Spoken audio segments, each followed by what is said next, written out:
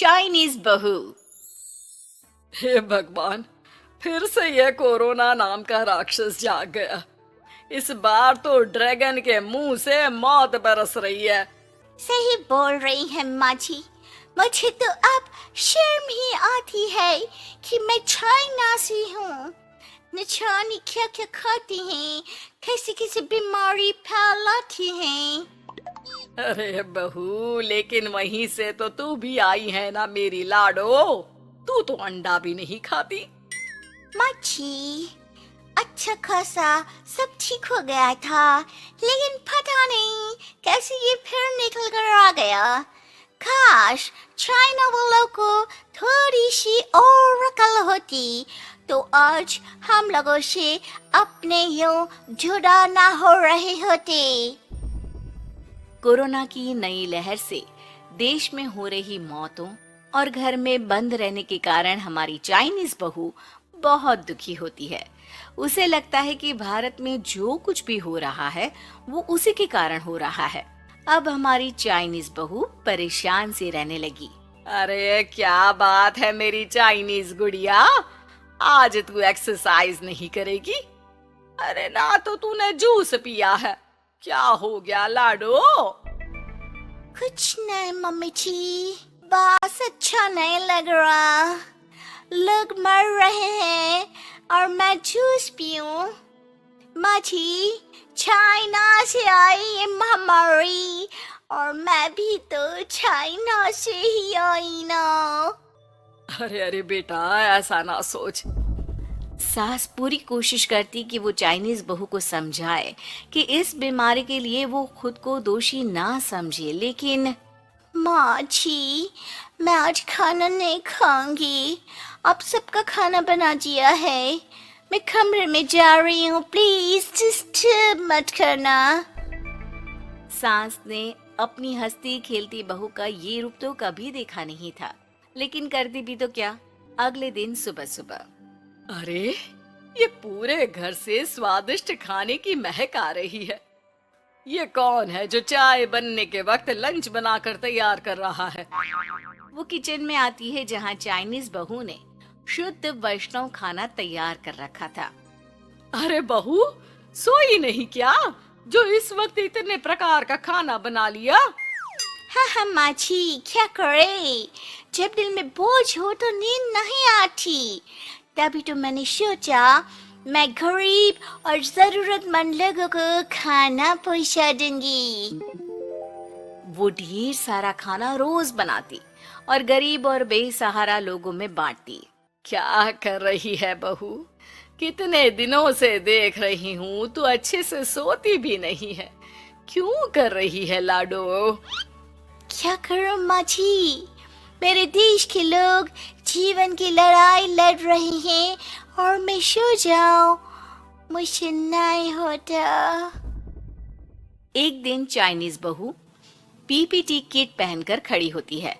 अरे ये क्या बेटा, खाना देने जा रही है या लड़ाई लड़ने? माँ जी, मैं कुछ दिनों के लिए घर नहीं आऊंगी। मैंने सोचा है कि मैं घर से बाहर रहकर कोरोना के मरीजों की देखभाल करूंगी। ओ प्लीज प्लीज, आप मुझे रोकना नहीं। नहीं नहीं बहू, ये तो तूने बहुत ही नेक काम सोचा है। बस बेटा तू अपना ख्याल रखना। बहू वहां से चली जाती है, लेकिन सास की रोज फोन पर बहू से बात होती। घर पर क्या है माँ, क्यों भेज दिया तूने उसे? बाहर कितना खतरा है, उसे कुछ हो गया तो?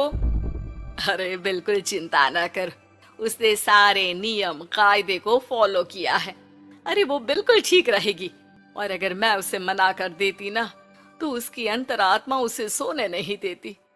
तू तो सारा दिन घर से ऑफिस का काम करता, लेकिन मैंने देखा है उसे कितना परेशान रहती थी कुछ दिनों से।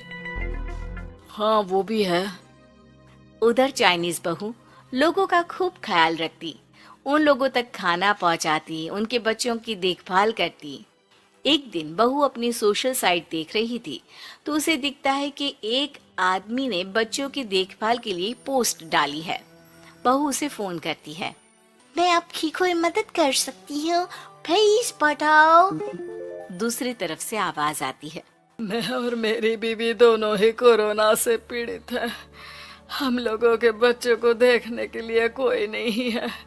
प्लीज हमारी मदद करो।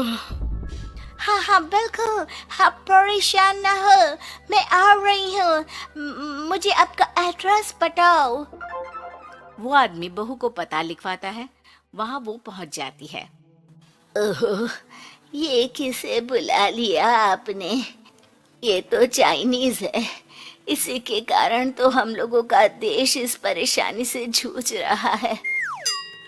अरे पर ये तो हिंदी में बात कर रही थी। तभी बीवी की ऑक्सीजन लेवल गिरने लगती है। ये क्या हो रहा है? आप टेंशन क्यों ले रहे हैं? जल्दी से इन्हें अस्पताल लेकर जाइए। रुकिए, मैं आपको एक अस्पताल में बेड भी दिला देती हूँ। वो मेरे अंकल का अस्पताल है।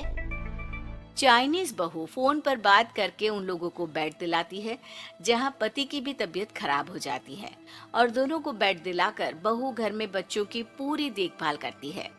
सास का बहू पर फोन आता है। अरे मेरी चाइनीज गुड़िया, कैसी है रे तू?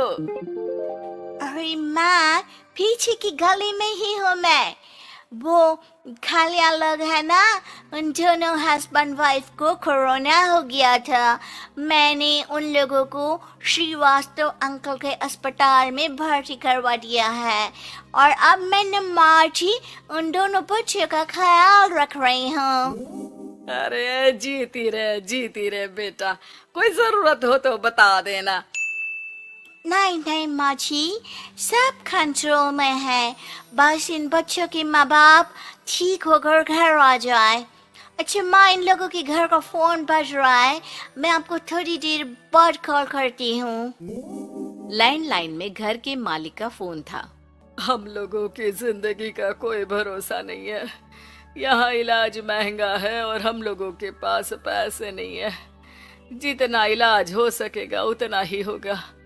हमारे बाद प्लीज आप हमारे बच्चों को संभाल लेना। नहीं नहीं, ऐसे मत बोलिए, मैं अस्पताल वालों से बात करती हूँ।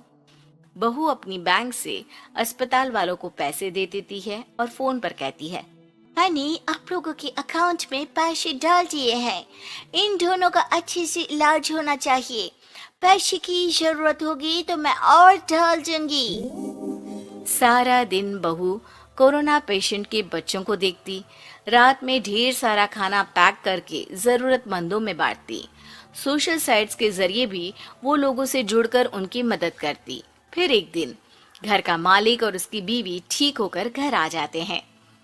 आपका बहुत बहुत शुक्रिया, मैं आपकी पाई पाई लौटा दूंगा। भाई नहीं, पैसा दिया था, लेकिन वो जब आप बिल्कुल ठीक हो जाना तो क्षमा कर दे देना, कोई बात नहीं।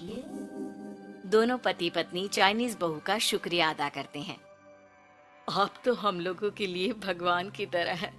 आपका बहुत बहुत शुक्रिया। चाइनीज बहू बहुत खुश हो जाती है। वो घर आकर सास को पूरी बात बताती है। देख मेरी चाइनीज गुड़िया, तुझे चाइना का होने पर अफसोस था ना, लेकिन तूने सच्चे दिल से लोगों की सेवा करके ये बता दिया कि बेटी कहीं की भी क्यों ना हो, ससुराल आकर वो ससुराल के रंग में ही रंग जाती है। अब तो तू मेरी भारतीय बहू है। हाँ।